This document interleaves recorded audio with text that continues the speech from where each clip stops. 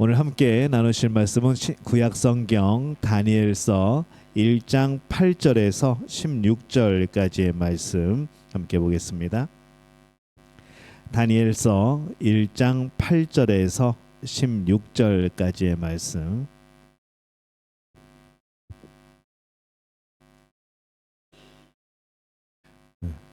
독립기념일 앞두고 연습하는 거 봅니다.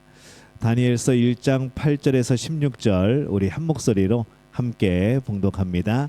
다니엘은 뜻을 정하여 왕의 음식과 그가 마시는 포도주로 자기를 더럽히지 아니하리라 하고 자기를 더럽히지 아니하도록 환관장에게 구하니 하나님이 다니엘로 하여금 환관장에게 은혜와 긍휼을 얻게 하신지라. 환관장이 다니엘에게 이르되 내가 내 주 왕을 두려워하노라. 그가 너희 먹을 것과 너희 마실 것을 지정하셨거늘 너희의 얼굴이 초췌하여 같은 또래의 소년들만 못한 것을 그가 보게 할 것이 무엇이냐. 그렇게 되면 너희 때문에 내 머리가 왕 앞에서 위태롭게 되리라 하니라. 환관장이 다니엘과 하냐냐와 미사엘과 아사랴를 감독하게 한 자에게 다니엘이 말하되 청하오니 당신의 종들을 열흘 동안 시험하여 채식을 주어 먹게 하고 물을 주어 마시게 한 후에 당신 앞에서 우리의 얼굴과 왕의 음식을 먹는 소년들의 얼굴을 비교하여 보아서 당신이 보는 대로 종들에게 행하소서 하매 그가 그들의 말을 따라 열흘 동안 시험하더니 열흘 후에 그들의 얼굴이 더욱 아름답고 살이 더욱 윤택하여 왕의 음식을 먹는 다른 소년들보다 더 좋아 보인지라. 그리하여 감독하는 자가 그들에게 지정된 음식과 마실 포도주를 제하고 채식을 주니라. 아멘. 하나님의 은혜가 오늘 수요일 아침에 또 우리 예배 자리에 나온 우리 믿음의 가족들을 축복하고 또 환영합니다. 오늘 결단의 리더십 우리 다니엘의 썰을 통하여서 결단의 리더십을 또 한번 배워보고자 합니다. 이 다니엘은 BC 605년 이 느부갓네살에 의해서 바벨론으로 끌려간 후에 유대 귀족 출신의 젊은 그런 사람으로서 끌려갑니다. 처음에 느부갓네살에 의해서 끌려갔을 때에는 굉장히 높은 귀족들이 끌려갔죠. 귀족 출신의 자녀들. 그래서 이 바벨론은 끌어가서 뭘 했는가? 그들을 키워냈습니다.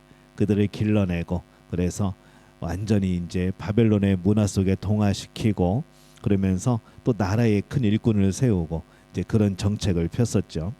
워낙 넓은 지역을 차지했기 때문에 그 지역들을 다스리기 위해서 각 그런 점령하는 곳마다 귀족들이 또 필요했고 그것을 다스릴 사람들이 필요했던 겁니다.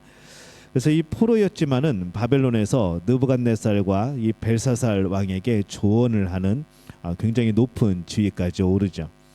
포로가 이렇게까지 된다는 것은 이제 굉장한 사건입니다. 이 바벨론이 페르시아에게 또 정복을 당한 후에는 이 페르시아 왕 다리오를 섬기면서 총리를 또 지내고요. 바사왕 고레스 3년까지 살면서 활동을 합니다. 그래서 나라가 포로로 이제 끌려간 나라가 망하고 또 그 다음 번성했던 나라에 또 총리까지 되어지는 굉장한 위치를 지냈죠. 다니엘은 믿음의 사람, 또 용기의 사람, 기도의 사람, 또 일관성이 있는 사람으로 우리에게 보여집니다. 동시대에 활동하던 선지자는 에스겔 선지자인데 이 다니엘에 대해서 굉장히 그를 의로운 사람, 의로운 사람의 모범이라고 3번이나 그렇게 언급을 하는 그런 부분들이 등장을 합니다. 이 다니엘은 세 친구와 함께 포로로 잡혀옵니다. 하냐냐, 미사엘, 아사랴 이렇게 3명인데 원래 이들의 이름의 뜻은요. 이 다니엘은 하나님은 나의 재판장이다. 이제 그런 뜻이었죠. 또 하냐냐는 하나님은 은혜로우시다. 미사엘은 누가 하나님과 같은가. 아사랴는 하나님은 나의 도움이시다. 이제 그런 의미였습니다. 이름을 지을 때 굉장히 하나님을 향하여서 신앙 고백을 하며 지은 그런 이름들이었죠. 근데 이 바벨론으로 끌려온 이후에 이 바벨론 사람들은 이 4명의 포로의 소년들의 이름을 바꿉니다. 벨드사살, 벨 신의 보물, 사드락, 바벨론 신에게 경배하라, 메삭, 바벨론 신의 이름인데 어떤 주문입니다. 그 신을 향해서 기도했던 주문, 그런 이름이었고, 이 아벳느고는 느고 신의 종, 이제 이런 식으로 이제 바벨론식으로 그렇게 계명을 시킵니다. 이 계명을 한다는 게 아무것도 아닌 것 같지만은 이렇게 의미가 달라집니다. 그래서 이름을 바꾼다는 것은 또 새로운 그런 의미를 가지게 되는 것이죠. 어떻게 보면 이 소년들은 고국에 남아 있어서 아직 전부 다 끌려온 상황이 아니었기 때문에 고국에 남아서 고생하던 유대 백성들을 그들은 살육당하고 또 억압당하고 또 예루살렘이 파괴되고 황폐되는 것을 다 목격한 것에 비하면은 이 바벨론에 일찌감치 끌려왔던 이들은 어떻게 보면 좀 다행이 아닌가 싶기도 합니다. 하지만 이 소년들은 또 다른 이름이 이런 식으로 바뀌게 되어지고 하나님을 잘 섬길 수 없게 되어지는 상황이 주어지는 그런 영적인 도전의 상황에 또 처해지게 된 거죠. 믿음을 가지고 살아가야 되는 그들에게 도저히 따를 수 없는 명령들이 계속해서 주어집니다. 이 명령들을 거절하면 죽음인 것이죠. 원래 포로였기 때문에 그게 뭐 생소한 것도 아닙니다. 이 바벨론은 각국에서 잡아온 인재들을 바벨론화하기 위하여서 그들의 의식주, 문화, 언어, 학문, 종교 이거를 다 강요를 합니다. 그래서 이 다니엘과 세 친구들이 첫 번째로 직면한 문제는 바벨론 신들에게 바쳐진 우상의 제물, 그거를 이제 먹게 되는 것이죠. 그들은 누구에게 충성하는 것이 옳은가, 하나님인가, 바벨론인가, 이렇게 이제 고민하게 되어집니다. 이 다니엘은 그 네 명의 소년 중 그룹 중에 리더로서 가장 먼저 결단을 하죠. 다니엘서 1장 8절에 이렇게 기록을 합니다. 함께 읽습니다. 다니엘은 뜻을 정하여 왕의 음식과 그가 마시는 포도주로 자기를 더럽히지 아니하리라 하고 자기를 더럽히지 아니하도록 환관장에게 구하니, 이렇게 되어 있습니다. 여기에서 이 뜻을 정한다는 것은 마음과 뜻을 세우는 일을 말합니다. 단호하게 결심을 하는 거죠. 그래서 이 다니엘의 결심의 내용은요, 자기를 더럽히지 아니하리라, 이제 성결한 삶을 살겠다는 겁니다. 이 성결의 그러면 결심의 내용은 뭐냐? 왕의 진미와 포도주를 먹지 않겠다, 그런 것이죠. 아까도 말했지만은 그런 바벨론이 요구하는 것을 하지 않는다. 이거는 이제 왕의 명령을 어기는 거기 때문에 죽는 겁니다. 굉장히 위태로운 그런 생각이죠. 그렇다면 이 다니엘은 왜 왕의 진미와 포도주를 먹지 않겠다고 했는가? 그 음식들이 전부 다 우상들에게 바쳐진 음식들이었거든요. 그래서 우상의 제물을 먹는 것 역시 우상 숭배라고 여겼기 때문에 그들의 우상에게 내가 승복하는 것이라 여겼기 때문에 또 먹지 않았던 겁니다. 또 다른 이유는 아직 동족들이 고통을 당하고 있는 그런 상황에서 자기들끼리 잘 먹고 잘 살 수가 없다는 이제 그런 마음이기도 했을 겁니다. 그래서 이 다니엘은 그의 결심을 이 환관장이었던 아스부나스에게 말을 합니다. 만약 환관장이 다니엘을 우호적으로 생각하지 않았다면은 이런 제안을 했을 때 그냥 바로 죽었을 것 같습니다. 가뜩이나 마음에 안 드는데, 가뜩이나 눈에 가시인데 다니엘이 만약에 이런 얘기를 했으면은 근데 잘 됐다 하고 그냥 바로 일러 바쳤겠죠. 근데 이 다니엘은 이 환관장에게도 이미 나름대로 신뢰를 얻었던 그런 사람이었던 것 같습니다. 또 보호하시는 하나님이 계셨고, 또 다니엘은 하나님을 신뢰했고, 이 채소만 먹어도 고기 먹은 사람보다 더 건강할 수 있다는 확신이 있었고, 그래서 이런 제안을 하게 되죠. 우리에게 인생의 출세보다 더 귀한 것이 있습니다. 목숨보다 더 귀한 것이 있습니다. 그건요, 하나님을 온전하게 섬기는 겁니다. 하나님을 영화롭게 하는 거죠. 모든 일을 하나님의 방법으로 하는 것, 그걸 우리는 뭐라고 부르는가 하면 믿음이라고 부릅니다. 그러니까 믿음이 없으면요, 하나님보다 인생 출세가 또 하나님보다 내 목숨이 귀해지는 겁니다.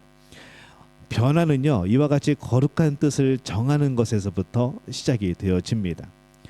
이 변화는 결심에서 시작이 되어지는데, 이 결심이라는 단어, 이 라틴어의 어원은요, 떨어져서 자르다, 이런 겁니다.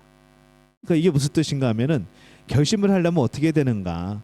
나에게 유혹이 되는 것, 두려운 것, 내가 변화되는데 거치는 것들, 이런 것들을 제거해야 된다는 그런 의미입니다. 이 결심이란 단어가 그래서 굉장히 이게 무서운 단어이죠. 결심했어. 우리 막 가끔 그럽니다. 내가 결심했어. 이렇게 하기로 결심했어. 결심을 한다는 거는 그 방해가 되는 것들을 잘라내버리겠다는 것이죠. 나에게서. 그 옛날에 나온 책인데 영화로도 만들어졌습니다. 127시간이라고 만들어진 그런 영화인데요. 책의 이름은 6일간의 깨달음이라는 그런 책입니다. 6일간의 깨달음이라는 책에 그런 이야기가 나옵니다. 이 산악가 아론 레스토는 유타주 협곡에서 암벽을 타다가 미끄러집니다. 그래서 좁은 그 바위 틈에 이제 걸리게 되죠. 근데 오른팔이 낍니다. 이 닷새를 보냈는데 구조대는 오지 않고 춥고 그래서 이제 죽을 형편이었죠. 그래서 어떻게 살아남았는가? 오른팔을 스스로 절단을 합니다. 결단을 한 거죠. 간단했습니다. 그 팔을 가지고 내가 얼어 죽을 것인가? 아니면 팔 하나를 잘라버리고 살 것인가? 그때 그는 그렇게 결단합니다. 나는 살기로 결단했다. 결단이란 단어가요. 그런 단어입니다. 내 팔 하나가 내 목숨값이다. 이보다 더 값진 희생이 어디 있는가?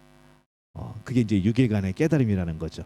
이 팔 하나 잃고 내 목숨을 건지는 게 낫지 않는가? 내 팔 하나를 버리는 결단으로 내가 사는 게 더 가치 있는 것 아닌가? 그런 이제 책이었고 127시간 영화로 만들어졌습니다. 그리스도인들은요 세상을 향해서 그래서 아니오라고 용기 있게 말할 수 있어야 됩니다.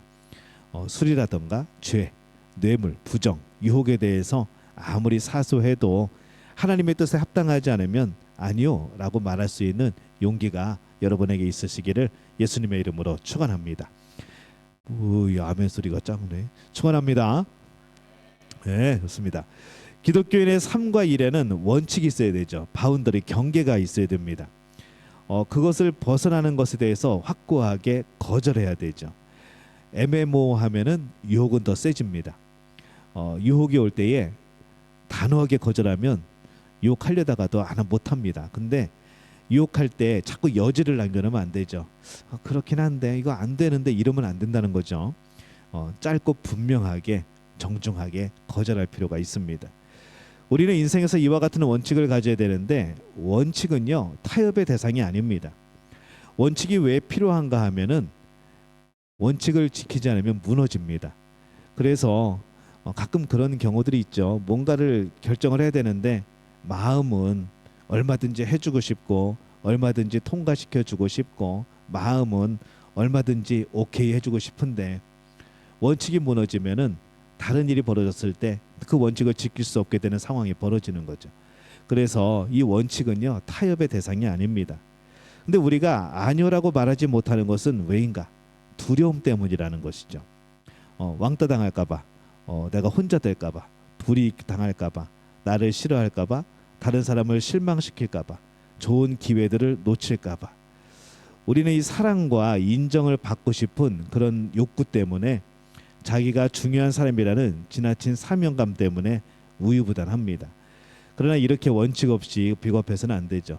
신앙에 있어서는 더 그렇습니다. 신앙에 있어서는 정말 우리는 철저하게 원칙을 지켜야 되는 거죠. 이 다니엘의 결심은 하나님을 기쁘게 합니다. 다른 사람들도 그를 따르게 합니다. 특히 환관장이 그를 선대해 주는 것이죠. 그도 용기가 필요했습니다. 이 환관장도 참 대단한 게 바벨론 왕의 명령을 받는 신하입니다.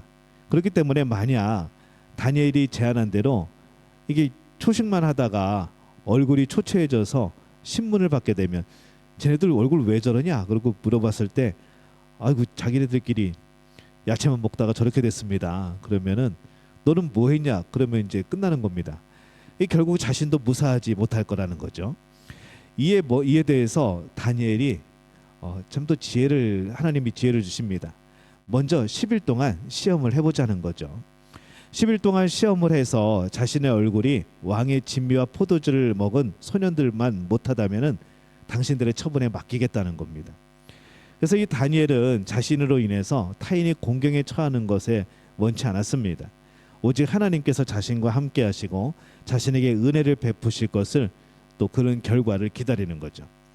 그래서 원칙을 정하고 나면은 그 다음에 따라올 행동들은 자연스럽게 따라옵니다. 근데 원칙이 흔들리면은 이 행동이 뭘 해야 될지 모르는 거죠. 다니엘서 1장 15절입니다. 우리 함께 읽습니다. 열흘 후에 그들의 얼굴이 더욱 아름답고 살이 더욱 윤택하여 왕의 음식을 먹는 다른 소년들보다 더 좋아 보인지라. 그래서 이 다니엘과 세 친구들은 왕의 진미와 포도주 대신에 채식을 하게 되었고 자신들의 성결을 지킬 수가 있게 됩니다. 그래서 이 결단은 아니요라고 하는 이 용기가 필요합니다. 근데 정말 아닌 걸 아니요라고 그래야지 맞는 것도 아니요라고 그러면 안 됩니다. 그 예와 아니요를 또 판단할 수 있는 마음이 필요하죠. 분별할 수 있는 마음이 필요하고 할 수 있는 영역과 해서는 안 되는 영역에 대한 이 구분이 없이 우리가 살아가면요 굉장히 충동적이 되어지고 중독이 되어지고 무책임하게 되어지고 무질서하게 되어집니다. 우리에게 주어진 짧은 생애 동안에 하나님이 맡겨주신 시간과 재능을 잘 개발하고 효과적으로 활용을 하면은 때로는 아니요라고 말할 수 있어야 되는 것이죠. 최근에 재미있는 현상이 발견했는데 뭐 우리 교회 얘기는 아닙니다. 되게 얼핏 들은 얘기인데 성경 통독하는 사람이 줄었답니다. 왜 줄었는가 봤더니 전혀 색다른 이유죠. 핸드폰을 보는 시간이 많아지면서 성경 읽는 시간이 줄었다고 그럽니다. 핸드폰을 뭘 보냐 그랬더니 쇼츠 같은 걸 계속 본다는 거죠. 성경 읽을 그 몇 시간 동안에 쇼츠를 보고 있는 거죠. 그러다 보니까 그걸 한참 보다 보면 눈이 침침하죠. 근데 성경을 그거 보다가 성경을 보면은 세상에 이런 재미없는 책이 없는 거죠. 그렇게 되는 겁니다.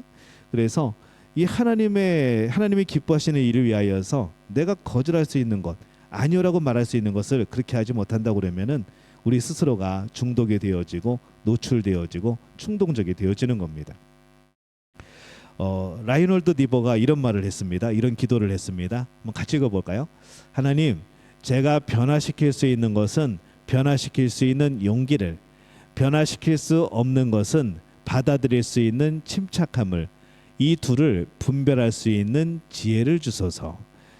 참 기도도 참 지혜롭게 하죠. 변화시킬 수 있는 것들은 변화시킬 수 있는 용기. 하나님, 내가 할 수 있다면 하나님 나에게 그런 용기를 주옵소서. 내가 변화시킬 수 없는 것들은 그대로 은혜로 받아들일 수 있는 침착함을 주옵소서. 근데 내가 변화시킬 수 있는 것과 변화시킬 수 없는 것을 분별할 수 있는 지혜를 주옵소서. 이 참 지혜로운 기도입니다. 우리도 이런 기도가 필요하죠. 이 다니엘의 세 친구의 두 번째 결단의 사건이 또 벌어집니다. 느부갓네살 왕 때 이 두라 평지에 금신상을 세웁니다. 그리고 거기에 절하라는 명령을 내리죠. 누구든지 절하지 않으면 풀무불에 던져 넣겠다는 어명이 뒤따릅니다. 다니엘의 세 친구 이 사드락, 메삭, 아벳느고 신상에게 절하지 않다가 결국 고발당합니다. 왕이 직접 신문을 하죠. 왜 직접 신문을 했을까요? 왕이 왜 직접 신문을 했을까요? 워낙 아끼는 사람들이었기 때문에, 아끼는 사람들이었고 어떻게든 살려보려고 그런 겁니다. 한번 살 기회를 주는 거죠. 야, 신상에 절해라. 내가 도장은 찍었는데 너희들 그것 때문에 죽을 수는 없지 않냐. 그냥 신상에게 절해라 라고 설득한 거죠. 그때 다니엘의 친구들은 하나님의 계획은 알 수 없었습니다. 하나님께서 우리를 살려주실지 아니면 우리를 그냥 여기서 순교하게 하실지 그거는 알 수 없었지만은 한 가지 확실한 것은 알고 있었죠. 하나님은 전능하신 분이다. 하나님의 능력은 확신을 하고 있었습니다. 다니엘서 3장 17절에서 18절 우리 함께 읽습니다. 왕이여, 우리가 섬기는 하나님이 계시다면 우리를 맹렬히 타는 풀무불 가운데에서 능히 건져내시겠고 왕의 손에서도 건져내시리이다. 그렇게 하지 아니하실지라도 왕이여, 우리가 왕의 신들을 섬기지도 아니하고 왕이 세우신 금신상에게 절하지도 아니할 줄을 아옵소서. 이들이 그렇게 말을 합니다. 신앙 고백을 하는 거죠. 이 느부갓네살 왕은 진노하여서 풀무불을 평소보다 7배나 뜨겁게 합니다. 세 사람을 결박하여 던지라고 하죠. 하지만 불에 던져진 가운데에 세 친구는 죽지 않았고 오히려 분명히 3명을 집어넣었는데 4명이 걸어다니는 모습이 보입니다. 이 네 번째 사람에 대해서 신의 아들이라고 이제 표현을 하는 거죠. 신의 아들 그러면 예수 그리스도죠. 목숨을 바쳐 충성하는 이들을 보호하시는 분, 우리를 살리시는 분, 불 가운데 임하신 예수 그리스도, 우리가 그렇게 이제 이해를 합니다. 이 사건 이후에 다니엘의 세 번째 결단의 사건이 나옵니다. 사자의 입을 막았던 하나님의 놀라운 역사가 나타났던 것이죠. 이 다니엘은 노년에도 결단의 모습을 보여줍니다. 그러고 보면요, 이 세 가지의 결단의 모습이 하나는 좀 어렸을 때, 하나는 조금 장성했을 때, 하나는 노년 때 합니다. 그냥 초반에 끝나면 끝날 줄 알았는데 이 영적인 유혹은요, 영적인 결단은 우리의 평생을 따라오는 겁니다. 매 순간마다 도전이고 매 순간마다 이겨내야 되는 것이죠. 노년에도 결단의 모습을 보여줍니다. 특별히 기도 생활에서 그랬죠. 이 바벨론을 무너뜨린 페르시아가 아주 광대한 영토를 차지합니다. 전체 지역을 120개로 나눕니다. 행정관을 따로 두었고 전체를 통솔할 3명의 총리를 두었는데 다니엘이 그 중에서 첫 번째입니다. 그러니까 총리 중에 1등이죠. 그러다 보니까 다니엘을 또 얼마나 시기를 했겠습니까? 한 대륙을 넘어서 그 넓은 땅을 다스리는 나라입니다. 그러니 얼마나 그 권력에 대한 그런 암투가 심했겠습니까? 그들은 다니엘을 고소하기 위해서 혈안이 되었는데 이 다니엘이 워낙 또 이게 성실하게 잘 하다 보니까 이 흠을 찾아내지를 못하는 거죠. 그래서 결국 발견한 게 뭔가 사탄이 또 힌트를 줬겠죠. 제 믿음을 건드리면 돼, 그랬겠죠. 이 다니엘의 믿음을 걸고 넘어지기로 결심을 합니다. 그들은 왕에게 나아가서 법을 만들고자 합니다. 내용은 30일 동안 누구든지 왕 외에 어떤 신이나 사람에게 무엇을 구하면 사자굴에 던져버리는 그런 조서이죠. 또 왕이 또 여기다 도장을 찍습니다. 여러분들에게 한번 물어보고 싶습니다. 인도네시아가 기도가 불법이 되더라도 여러분들은 기도하시겠습니까? 너무 갑자기 훅 들어갔나요? 어떠십니까? 인도네시아가 교회에서 기도하는 게 불법이 될 때 나는 그래도 기도하겠다. 발가락을 드시기 바랍니다. 네, 저는 안 보입니다. 발가락을 살짝 드시면 됩니다. 나는 도저히 못할 것 같다. 빨리 한국으로 들어가야겠다. 왼쪽 발가락을 살짝 드시기 바랍니다. 그런 거죠. 현실입니다.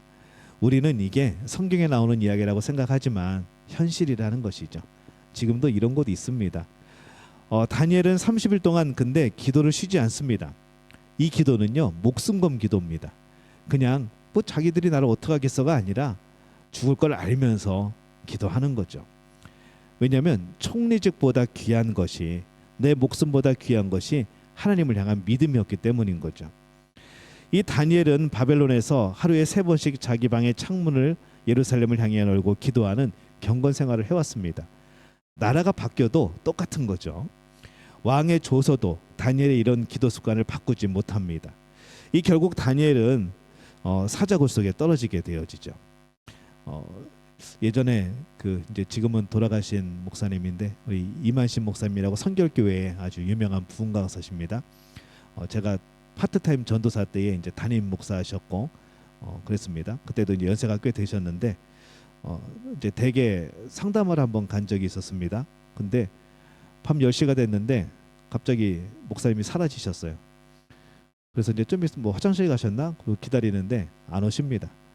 20분을 기다리다가 사모님이 지나가시길래 사모님, 목사님하고 얘기하고 있었는데 갑자기 목사님이 사라지셔서 안 오신다고 그랬더니 아마 오늘은 가셔야 될 거예요 그러시더라고요. 왜 그래요? 그랬더니 10시만 되면 기도하신다는 거예요. 정해놓고 그렇게 기도하시는 겁니다. 기도방에서. 그걸 보면 되게 그 당시에 파트타임 전도사로서는 굉장히 충격을 받았고 신앙생활, 경건의 생활 이렇게 하는 거구나 라고 이제 그때 우리가 배웠던 거죠. 여러분하고 대화하다가 제가 갑자기 사라지면은 기도하러 갔다고 생각하시면 됩니다. 뭐 화장실 갔을 경우도 있습니다. 그런 거죠. 결국 다니엘은 사자굴에 떨어집니다. 나이 80대에 벌어진 일이죠. 근데 이 다니엘의 생명은 그렇게 끝나지 않습니다. 하나님이 천사를 보내셔서 사자들의 입을 봉해버립니다. 다니엘을 물지 못하게 하시죠. 왕이 새벽에 다니엘에게 옵니다. 이 왕의 입장에서는 얼마나 또 안타깝습니까? 인재인데. 그러니까 이게 두 나라에 걸쳐서 다니엘은 사랑받았던 것이죠. 왕이 그 조서에 도장을 찍었지만은 그래도 옆에서 도와줬던 이 나라를 잘 다스렸던 이 다니엘이 아까운 겁니다. 그래서 찬제 위로하러 조문하러 왔겠죠. 죽음을 애도하기 위해서. 그리고 다니엘이 나이가 있으니까 거의 친구처럼 지냈을 거 아닙니까? 그러니까 친구의 죽음을 애도하기 위해서 온 거죠. 근데 와 보니까 아이고 살아 있습니다. 하나님이 다니엘을 사자굴로부터가 아니라 사자굴 안에서 구하셨던 거죠. 저번에 그 성경 공부하다가 우리 이제 직장 성경 공부하다가 어떤 분이 이제 그런 얘기합니다. 하나님은 불에 들어가는 것을 건지시는 분이 아니고 불 속에서 나를 건지시는 분 같아요. 그런 얘기를 합니다. 물 위로 가게 하시는 분이 아니고 물 가운데로 지나게 하시는 분 같아요. 어떤 고난의 상황 속에 나를 넣으시고 거기서 나를 보호하시는 것 같아요. 라고 그런 말을 해요. 근데 가만히 그 얘기를 듣다 보면서 모든 성경의 사건들을 보면요. 미리 예비하시고 미리 막아주신 분은 그런 부분들도 있지만은 하나님의 역사는 우리가 어떤 상황에 있을 때 그 안에서 보호하시는 하나님의 역사가 더 크지 않았나라는 생각이 듭니다. 오늘 벌써 두 번이 나오죠. 하나는 풀무불에 들어간 새 친구들, 불 가운데에서 건지시는 하나님의 보호하심. 또 사자굴 속에 안 던져진 게 아니라 우리는 사자굴에 안 던져진 게를 바라죠. 우리는 풀무불에 안 들어가는 것을 하나님의 은혜라고 생각을 합니다. 근데 진짜 믿음은요. 우리 주의 자녀로 산다는 것은 그 찬양에도 가사에도 나오죠. 불 가운데로 걸어가는 것. 그 속에서 날 지키시는 하나님을 경험하는 것. 그게 진짜 우리의 믿음 생활이고 하나님이 우리를 보호하시는 방법이 아닌가라는 생각이 듭니다. 그래서 이번 주일에 말씀을 전했던 것처럼 두려워하지 않는 이유가 그것 아닐까라는 생각을 하는 것이죠. 그래서 기도는 사자굴에 들어가는 겁니다. 순간순간 하나님의 도움으로 사자 입을 막는 것이 기도라는 것이죠. 사실 어려운 상황에서 기도한다는 것 굉장히 위험한 일일 수 있습니다. 하나님의 거룩한 뜻을 받아들이는 것이기 때문인 거죠. 근데 기도가 사자 입을 막는 최선의 방법입니다. 그 외에 방법은 없습니다. 가가지고 다니엘이 사자 입을 붙들고 뭘 어떻게 하겠습니까? 80에 안 되죠. 그러니까 사자 입을 막는 방법은 기도밖에 없는 것이죠. 하나님의 도우심밖에 없는 겁니다. 리더십이 영향력이라면요. 다니엘은 자신과 왕과 나라와 법까지도 바꾸는 위대한 영향력을 발휘한 그런 리더가 되었던 겁니다. 오늘 우리의 영향력은 어떻습니까? 어떤 리더십을 가지고 있습니까? 계속해서 수요일마다 우리 리더십을 나누고 있는데 우리가 몇 가지나 해당이 될까요? 오늘 이 다니엘을 보면서 이런 결단이 우리에게도 필요하지 않을까? 결단, 결심, 뭔가 내가 하나님을 섬기는 데 방해하는 것들을 잘라내버릴 수 있는 그러한 결심, 그 결단이 우리에게 필요하지 않은가 생각을 해봅니다. 그래서 우리는 원칙을 정하고 결단력 있게 살아가시기를 바랍니다. 그렇지 않으면요 세상과 타협하기 쉽습니다. 근데 결단하고 나가면 살아계신 하나님을 만난다는 것이죠. 결단하고 나가면은 하나님이 그 세상과 타협하지 않도록 우리의 모든 것을 도우십니다. 때로는 그 결단 때문에 불 가운데로 또 물속에로 또 사자굴 속에 던져질지라도 그 속에서 나를 보호하시고 건지시는 하나님을 경험하게 되어집니다. 오늘 믿음의 가족들이 이 하나님을 경험하게 되어지시기를 예수님의 이름으로 축원합니다.